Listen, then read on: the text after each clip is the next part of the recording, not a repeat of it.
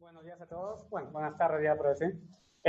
Como mi nombre es Francisco Chincha, vamos a hablar hoy día de lo que es quiste colédoco y vamos a ampliar un poco lo que es, o mejor dicho, repasar un poco lo que es la enfermedad, ¿no? De por sí, hablamos de quiste colédoco cuando hablamos de una alteración congénita del árbol biliar, ¿no? Antiguamente, antes se clasificaba que el quiste colédoco nada más estaba a nivel extrahepático, pero de acuerdo a la clasificación de Todani, que vamos a revisar en otro momento, hay tanto quiste colédoco intra como extrahepático y también que abarca a nivel de la ampolla de Vater. Se ha estimado que a nivel de Occidente se presenta 1 en 100.000 a 150.000 pacientes con quiste colédoco, pero en Asia se estima que es aproximadamente 1 en 1.000. ¿No? Es mucho más relevante en pacientes mujeres de 3 a 1 o de 4 a 1, ¿no? Y está muy relacionado al cáncer, de acuerdo al lugar, de 6 a 20% o 15 a 20%. Se estima que cuanto la malignidad, el adenocarcinoma, representa el 73 a 84% de los casos, ¿no? Siguiendo con el carcinoma anaplásico, el diferenciado y las células escamosas. Vamos a ver que la clasificación de Todani nos va a dar porcentaje de acuerdo a la cual un quiste se va a malignizar, ¿no? Tenemos que en el tipo 1 representa el 68% de los casos, el tipo 2 representa el 5%, el 3 el 1.6%, el 4 el 21% y el tipo 5 representa un 6% de malignidad. En cuanto a la clasificación de Todani realizada en 1700, vemos de que la clasificación se divide en 5. En la tipo 1, que representa el 50-85%, junto con la tipo 4B, la tipo 4B son lo más frecuentes que vemos actualmente. La tipo 1A hay una dilatación quística en todo el nivel de la vía biliar extrahepática. La 1B es una dilatación quística localizada, usualmente a nivel de colédoco. La tipo 1C es una dilatación quística fusiforme, que abarca desde el páncreas hasta la unión, hasta la hepática común. La tipo 2, menos frecuente, en un 2%, vemos que es un divertículo quístico. La tipo 3, a nivel de la ampolla de Vater, un coledococelio. La tipo 4, que representa el 15 a 35%, se divide en tipo 4A y 4B. La 4A hay una dilatación tanto intra como extrahepática, ¿no? Y la tipo B hay múltiples dilataciones extrahepáticas. La tipo 5, o enfermedad de Caroli, ¿no? Representa solo dilataciones intrahepáticas, que pueden ser localizadas o difusas. En cuanto a la patogenia, podemos diferenciar 3 tipos de teorías en las cuales se ha hablado de quiste colédoco, siendo la más importante la teoría de David, que se refiere a la unión pancreato-biliar anormal. Vamos a ir repasando cada una de estas. El quiste congénito de por sí es una proliferación desigual de células epiteliales biliares, lo cual va a llevar a una obstrucción completa de la canalización de las vías biliares y va a llevar a la dilatación quística. También tenemos una teoría de una infección viral fetal, así como en los pacientes con atresia de vías biliares, ¿no? Porque se ha visto que el ARN reovirus presente en tejido biliar de los recién nacidos con obstrucción biliar infantil y quistes biliares. Al igual que se ha visto que la formación quística es el resultado de la obstrucción o distensión ductal durante el periodo prenatal o neonatal. Vamos a hablar en este caso del coledococelio, ¿no? Que es la obstrucción de la ampolla de Vater que va a provocar una dilatación del conducto biliar intraluminal distal, ¿no? O también hay otra teoría en la cual refiere que vendría a ser quiste de duplicación duodenal o biliar. En cuanto a la enfermedad de Caroli, ¿no? Podemos hablar de que se debe a una detención de remodelación y reabsorción a partir de la semana 12, ¿no? Que va a conllevar a que los conductos biliares grandes, conductos biliares se vayan dilatando tanto a nivel central como periferia. La teoría más importante, la que sí señala la patología con mayor detalle, pero en sí solo señala la patología para enfermedades de quiste colédoco, tanto del tipo 1 como el tipo 4, ¿no? Vemos que la unión pancreato-biliar anormal. Esta es una lámina normal de un paciente en la cual vemos que la unión, tanto de la vía biliar como de la vía pancreática, está dentro del duodeno, por lo cual al momento de hacer la contracción de la puya de Vater no va a haber un reflujo que va a generar un daño del nivel de la vía biliar. En cambio, en la unión pancreatobiliar, que está fuera de lo que vendría a ser el duodeno, vamos a ver que la unión se encuentra a nivel del páncreas, ¿no? Que puede ser, usualmente se estima que es más de 1 centímetro para que se estime como una unión pancreatobiliar anormal. Y acá la ampolla de Vater, al hacer la presión, va a generar un reflujo del contenido pancreático hacia la vía biliar, lo cual va a generar el mecanismo de inflamatorio que va a llevar a la dilatación quística. Vemos que la unión pancreatobiliar anormal se empieza a partir de la 5ª semana de la vida embriológica, ¿no? Vemos que el páncreas se divide en dos tipos, el dorsal y el ventral, y el mismo ventral se divide en tanto derecho como izquierdo. Esto, al rotar el duodeno, se fusiona tanto la vía dorsal como el ventral y va a formar la vía pancreática normal. Pero ¿qué va a pasar cuando no hay una adecuada... cuando me he dicho, persiste el esbozo pancreático ventral izquierdo? Va a perturbar la recanalización y va a generar las dilataciones quísticas.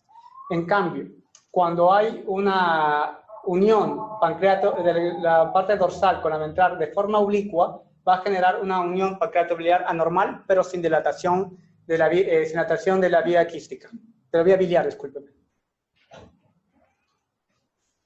Es así que es importante señalar que todo paciente con una unión anormal pancreatobiliar no necesariamente va a generar un quiste colédoco, pero un quiste colédoco sí puede generarse de una unión anormal pancreatobiliar.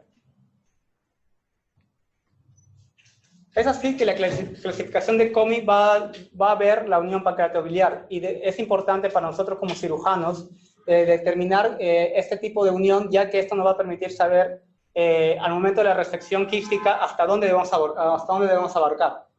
Y se diferencia en 3 tipos, la tipo 1, la tipo 2. La tipo 1 de por sí es una unión colédoco-pancreática de 90 grados y se va a dividir en A1B de acuerdo a una dilatación pancreatobiliar, o la tipo 2, en la cual hay una angulación aguda de la vía pancreático-colédoca, y va a ver justamente, también le va a diferenciar en una condilatación de la unión pancreatobiliar o no.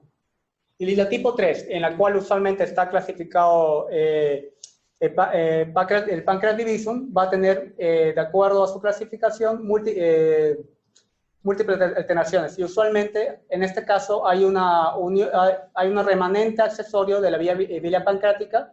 En la tipo A, la unión la canalícula principal del páncreas es mucho menor. La tipo B, no hay la vía pancreática principal, ¿no? En la tipo C1 vamos a ver que la unión pancreática principal se une de forma leve con la accesoria, y en la tipo C2 vamos a ver que hay tanto la accesoria con la principal tiene un diámetro adecuado. Pero hay una tercera teoría también, la cual refiere acerca de la reducción de células ganglionares. Esta teoría se basa en la teoría de la enfermedad de Hirschsprung, en la cual no hay en este caso no hay una adecuada proliferación ganglionar de la vía biliar, y por ende, al no ver una adecuada movilidad de la vía, del colédoco, va a generar una dilatación quística. Pero lo importante es cuánto es la clínica, ¿no? Vamos a diferenciar importante tanto la clínica en niños menores de 1 año como en personas de mayor de 1 año o adultos, ¿no? Es frecuente en niños menores de 1 año que el paciente presente ictericia intermitente, alcoholia, hepatomegalia o una masa abdominal, lo cual nos hace ver que también es importante ver los diagnósticos diferenciales, porque niños en la cuales en la edad prenatal se le hacen el diagnóstico de una masa abdominal, en el caso de vía biliar, hay que ver que el tratamiento debe ser lo más rápido posible a comparación de los pacientes que presentan la dilatación quística pasado el año, ¿no? En cuanto al adulto, vamos a ver que hay un mayor predominio de dolor abdominal fiebre, náuseas, vómitos, ictericia. O sea, un paciente que va más con un cuadro de colonicitis o un cuadro de pancreatitis, ¿no? La triada clásica, que solo se presenta el 20% de los casos, es ictericia, dolor abdominal y masa palpable en cuadrante superior derecho, ¿no? No necesariamente se va a presentar los tres al mismo tiempo, puede presentarse solo dos o solo uno. Pero en cuanto a el diagnóstico, es importante el primer diagnóstico con la ecografía, tanto prenatal como en la ecografía ante una sospecha de una masa a nivel de cuadrante superior derecho. Vamos a ver que tiene una sensibilidad del 71 al 97% y lamentablemente es factor mano dependiente. De ahí tenemos la colangiografía intraoperatoria, ¿no? Que ese es el que nos permite, de gran importancia al momento del acto quirúrgico, determinar hasta dónde va la dilatación pancreática y hasta dónde deberíamos hacer la resección para poder hacer la anastomosis. Otro de los estudios que evidencia es la tomografía. Aunque no me evidencia en sí la unión pancreato-biliar, que me va a ser importante, me va a dar un diagnóstico importante y tiene una ventaja del 90% y va a evidenciarme los cálculos en un 93%. Pero lo más importante de todo, y hasta ahora la gold estándar, es la resonancia magnética con reconstrucción, en la cual nos va a permitir ver todo el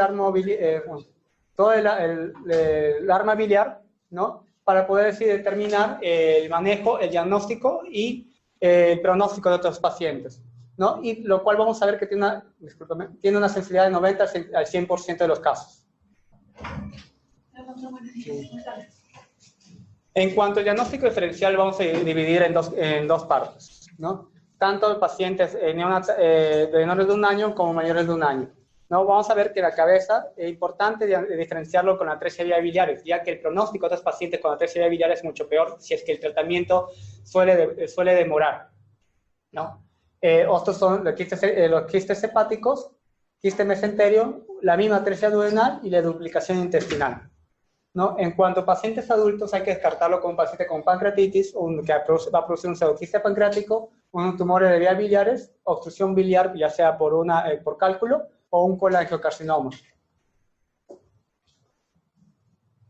Para mí es importante, en este video vamos a ver la parte quirúrgica y cómo es el manejo quirúrgico de estos pacientes. Usualmente el manejo es con una derivación en IDE-RUX, ¿no? La cual vamos a llevar el yeyuno hacia el nivel de la vía biliar para hacer anastomosis. Hay una variante, la cual también se está empezando a usar, que es la anastomosis hepatoduodenal. Y vamos a hablar más adelante respecto de eso y diferenciarlo de uno de los otros.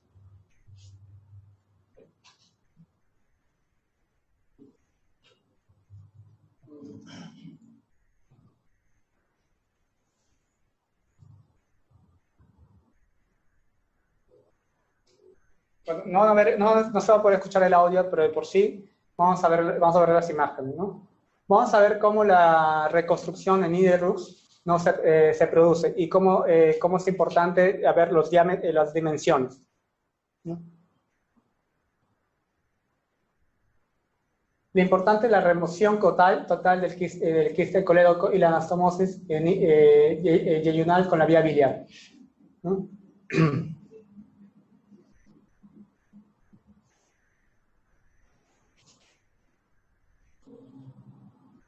Vamos a ver que el segmento que vamos a usar es a nivel de 20 centímetros a 15 centímetros del ángulo de trace, y este cabo va a subir a nivel transmesocólico para poder hacer una adecuada peristalsis y llevarlo hacia la vía biliar. En este caso, la hepática derecha e izquierda. La anastomosis es importante, en este caso, lateroterminal, ¿no? Y vamos a ver que la anastomosis acá es lateral, ¿no? A más o menos, algunos refieren 1 centímetro o 1.5 centímetros, ¿no? Es importante acá la anastomosis, una amplia cabo. ¿Por qué? Porque lamentablemente estos casos pacientes pueden ir a la estenosis, pueden ir a presencia de cálculos que van a llevar a un daño celular del nivel hepático, ¿no? y que requiere una nueva cirugía posteriormente para liberar los cálculos o rehacer la anastomosis. Una de las variantes que vamos a ver es en cuanto al colecocele, que es la tipo 3. El colecocele que nos va a dar un diagnóstico diferente en cuanto a estos pacientes, ¿no? Puede haber un cuadro de obstrucción intestinal, presencia por una masa intraabdominal. ¿O no lo ves? Oh, sí, ese es el video actual.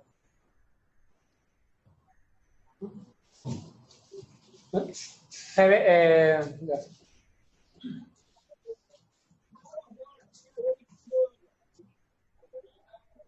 ¿no? En estos casos, muchas veces el tratamiento puede ser por endoscopía retrógrada pancreática, bueno, RCP, ¿no? Endoscopía retrógrada colangiopancreática, ¿no? Para poder hacer, si es pequeño, se puede hacer una pequeña incisión a nivel del colecocele y esto permitir el vaciamiento del flujo biliar. Pero cuando es demasiado grande, que va a generar una obstrucción a nivel del duodenal, lo que se hace es una incisión a nivel duodenal, ¿no? Para poder ubicar adecuadamente el colecocele. Y van a ver que se va a hacer una marsupilización de la zona para poder permitir la adecuada abertura y el flujo biliar adecuado.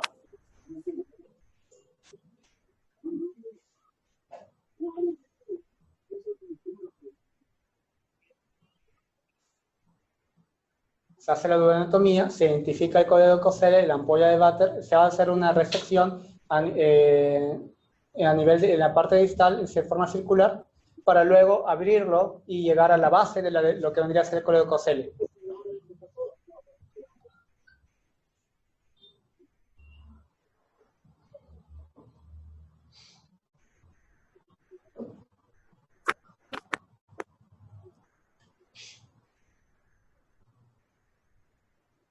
Igual, se hace una corte adicional para permitir la apertura y acá se va a anclar hacia el duodeno para permitir que esto de acá no se vuelva a cerrar y permita adecuado flujo de la vía biliar.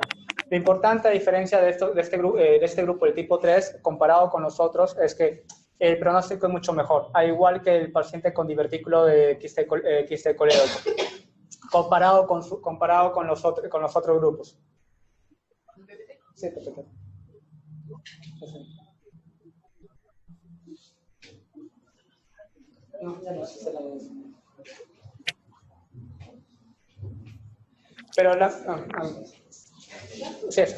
Pero hay complicaciones del procedimiento, ¿no?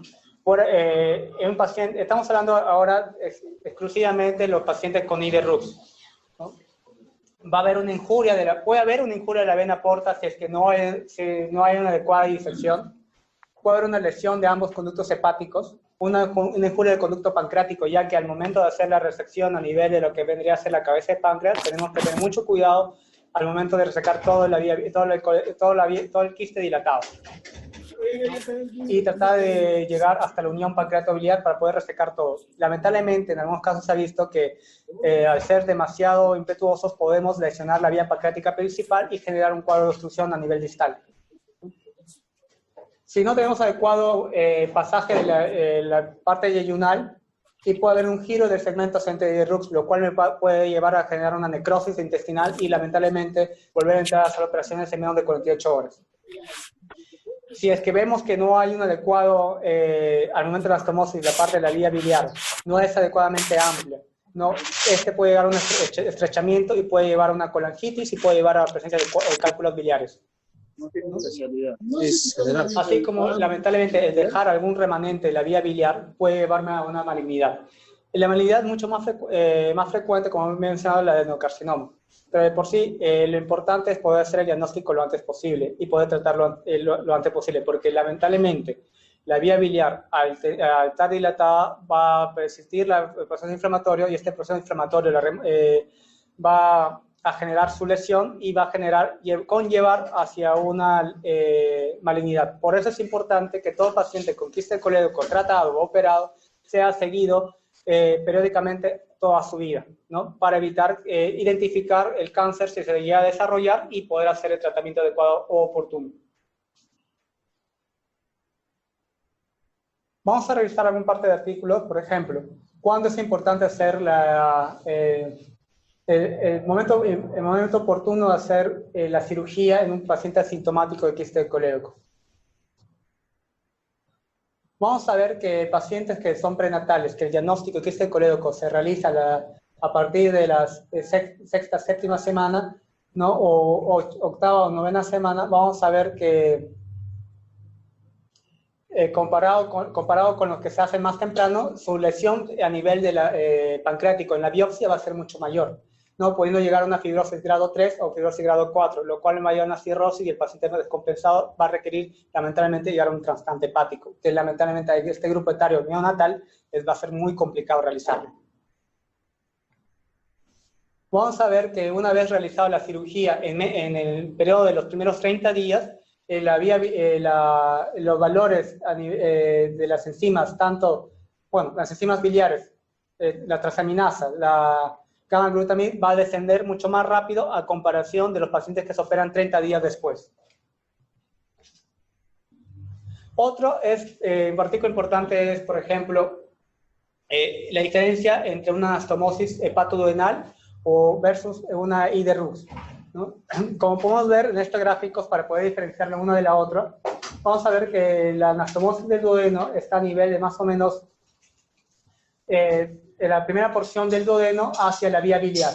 Y en cambio la IDRUX obviamente es el yeyuno que se asciende hacia la vía biliar. Se ha visto de que lamentablemente pacientes que producen una anastomosis duodenal tiene un reflujo gástrico o una gastritis mucho mayor comparado con los de IDRUX. Refieren en teoría que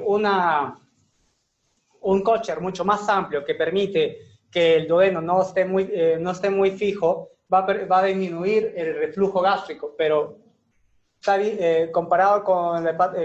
pero se ha visto aún que es mucho mayor la tasa a nivel del reflujo gástrico y en pacientes con anastomosis hepatoduodenal comparado con el hepatoyeyunal. En comparación de lo que vendría a ser sangrado, colangitis, estenosis anastomótica, se ha visto que no hay diferencia entre una con la otra. Bueno, eso sería todo por el momento. No sé si tienen alguna consulta, alguna pregunta, algo que no quedó claro.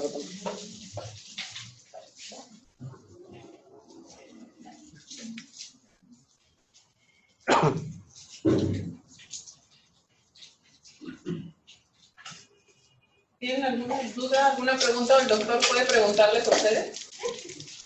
¿Doctor me pregunta? No, tienes de gastro acá. ¿Cuáles son los hospitales que están conectados el día de hoy? Otabamba. Mobamba, Joselina Barro. Yo soy un doctor. Pero creo que no tienen preguntas tampoco.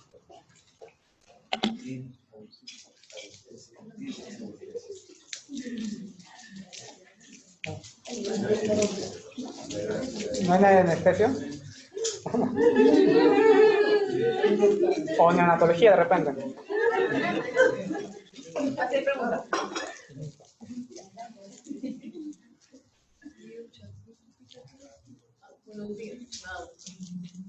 No, bueno, si deseas, pone el video. Melissa, hola, te habla Silvia. ¿Tienes alguna pregunta de tus médicos?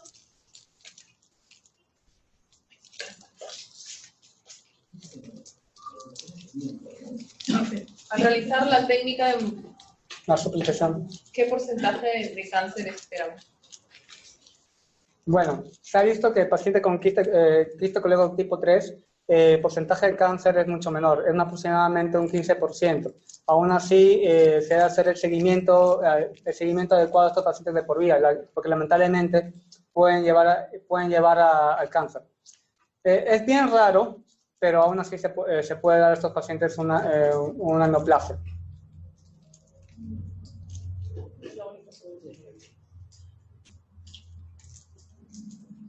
Bueno, si eso sería todo. ¿Usted va a preguntar?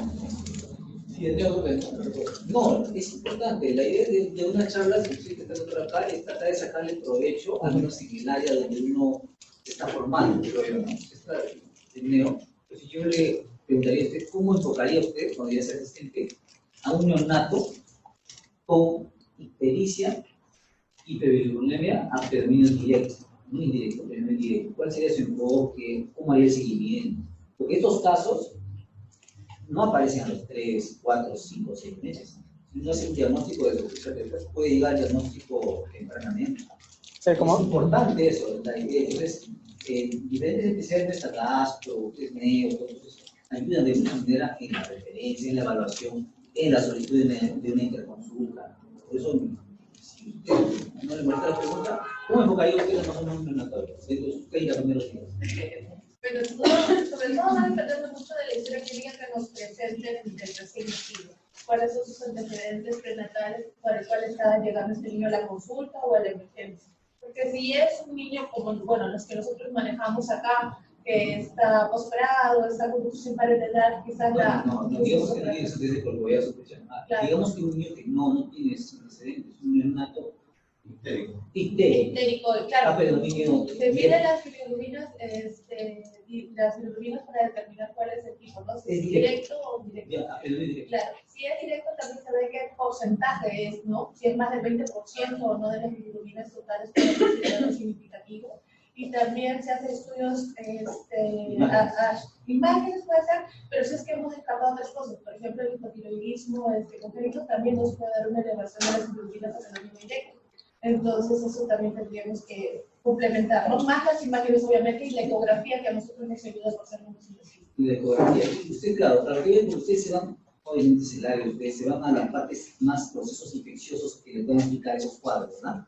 Entonces, ahí la ecografía, sí, por ahí un poco como que se. Es un examen importante porque ya le podría determinar una lesión o algo así que sea no infeccioso, sino algo quirúrgico. Eso creo que es importante en la parte de neo.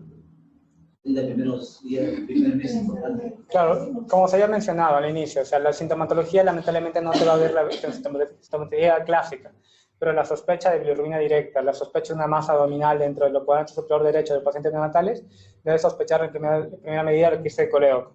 Ahora, es importante hacer el diagnóstico lo más temprano posible, porque este paciente neonatal con diagnóstico prenatal, al igual que una tricería biliares, lamentablemente el pronóstico no es bueno si el tratamiento es tardío, ¿no? Porque va a llevar una cirrosis, ¿no? Y si el paciente lleva una cirrosis, lamentablemente, ¿cuál es el tratamiento definitivo? Trasplante hepático, que lamentablemente acá al menos no se hace. ¿Alguna consulta, algo que no quedó claro? No hay nada de gasto, ¿no? Anestesia no nos hace.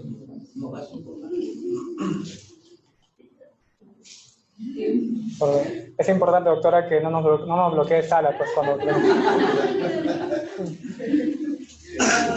Y no todos los pacientes quirúrgicos necesitan música. Ese es un criterio que hay que aprender a descubrirlos desde ahora, porque no todos. Estos pacientes sí potencialmente pueden sangrar por lo que dijo el doctor, ¿no? Puede haber fusión de las venas, la porta o de la cara. Pero lo más importante acá es de que sí tiene que entrar siempre con paquete globular, sí o sí, porque puede haber una lesión inadvertida. Y lo otro que sí, pues obviamente tienes que ver el grado de destreza del cirujano, ¿no? O sea, si es un cirujano que se dedica a hacer biliares, obviamente el tiempo operatorio va a ser menor. Y al ser menor, obviamente, ese paciente potencialmente no va a requerir una cama UCI. Porque ahora nos hemos acostumbrado a condicionar una cirugía a disponibilidad de cama UCI. Entonces, lo que siempre hay que valorar es también el estado clínico del paciente, ¿no? Lo otro que sí es importante ver en parte de neonatología es, si bien es cierto, uno de los diagnósticos principales, sobre todo en los niños Down, el hipotiroidismo. Yo hasta ahora no he podido ver ningún Down con atresia de vías biliares o con quiste de colera, particularmente, ¿no? Pero sí hemos tenido muchos pacientes con ductopenias, o sea, con biopsias hepáticas con problemas de hiperbilirubinemia a predominio directo, pero que no tienen diagnóstico de microceros. Entonces, siempre es importante que ustedes tengan en cuenta ese diagnóstico de salud. Directo. Por ejemplo, con respecto a la clasificación que había mencionado, De todo creo que había en frecuencia que ver el tipo 1 y el tipo 4. Claro, tipo 1 tipo 4 es más frecuente. Ese 4B. Sí. Ajá. Quería saber más o menos con respecto a qué, según la clasificación, cuál es el que más frecuentemente presenta complicaciones íntimas. Ya sea lo que dice el doctor Sangrado, que aumenten el tiempo también lo que lo tengo. De los que están ahí presentes, de la definitiva para poder ver la imagen. El 1A. El 1A. Preséntale la columna del 1A. Más arriba. Abajo, no, 6.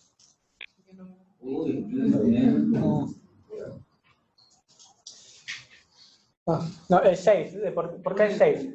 El tipo A, 1A, ¿por qué? Porque al ser una dilatación quística mucho mayor que compromete tanto la vía hepática derecha tanto como izquierda, la resección va a ser mayor, lo cual te va a dar menos espacio para hacer anastomosis y probablemente tengas que hacer o bien hacer a nivel de la porta hepatis o a nivel de lo que vendría a ser tanto el derecho y el izquierdo, pero tendrías que hacer un corte al medio y una unión, lo cual lamentablemente te va a generar probablemente una mayor estrechez, ¿no? Pero por eso hay técnicas en las cuales permiten unir tanto el derecho como el izquierdo, pero ampliar hacia los costados para tener una boca mucho mayor. Pero lamentablemente, al tener el ser el tipo 1A, que abarca toda la vía biliar extrahepática, lamentablemente el riesgo es mucho mayor. Porque acá también vas a tener que resecar el colédoco a nivel donde está el páncreas. ¿Mm? Y hay que tener mucho cuidado ahí, porque como he mencionado anteriormente, puede generar una lesión pancreática, ¿no? Que va a generar que la páncreas no evacúe y puede dejar un quiste pancreático, por ejemplo, como una consecuencia. Otra, de que esto lamentablemente puede estar muy pegado al porta y no puedes sacar todo el quiste colédoco. Lo que haces ahí es prácticamente la mucosa del colédoco lo liberas de la cara posterior y dejas la cara posterior del quiste, ¿no? Eso se llama la técnica de Leydig, ¿no? Pero lamentablemente el riesgo es el sangrado y lesión de porta. Entonces el 1A es el mayor riesgo de sangrado también. Sí. Por la frecuencia. Sí. La mayor complicación es por la localización y no por la frecuencia.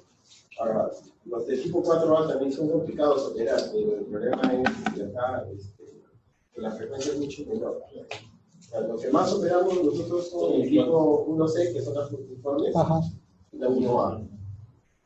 Es raro ver un 1B, pero sí se presenta. Por ejemplo, algo ¿qué piensa? Una consulta. En el Caroli, ¿cuál es la técnica quirúrgica si la vía biliar extrahepática está indemne? Anestesiología, que es la que está más en contacto con los cirujanos.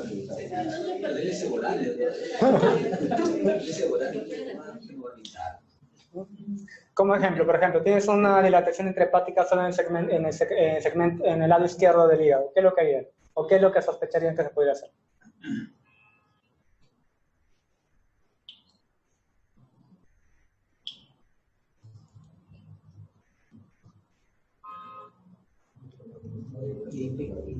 Hepatectomía, ¿no?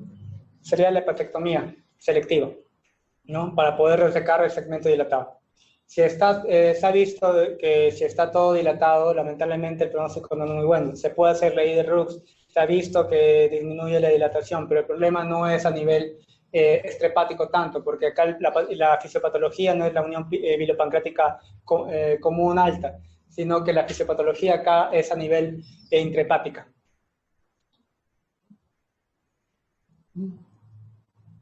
Igual, acá en la 4A, igual la Ide-Rux, y de acá sí se ha evidenciado de que, por ejemplo, como la fisiopatología es a nivel de la unión, sí se ve disminución de la dilatación intrahepática, pero lamentablemente, vuelvo a repetir y es importante, el diagnóstico tardío, pronóstico, muy mal pronóstico. Eso sería todo.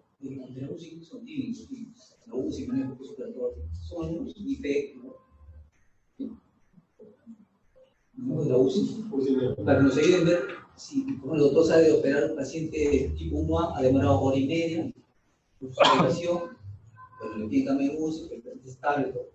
Cobertura antibiótica, no cobertura antibiótica, cuánto tiempo, por qué.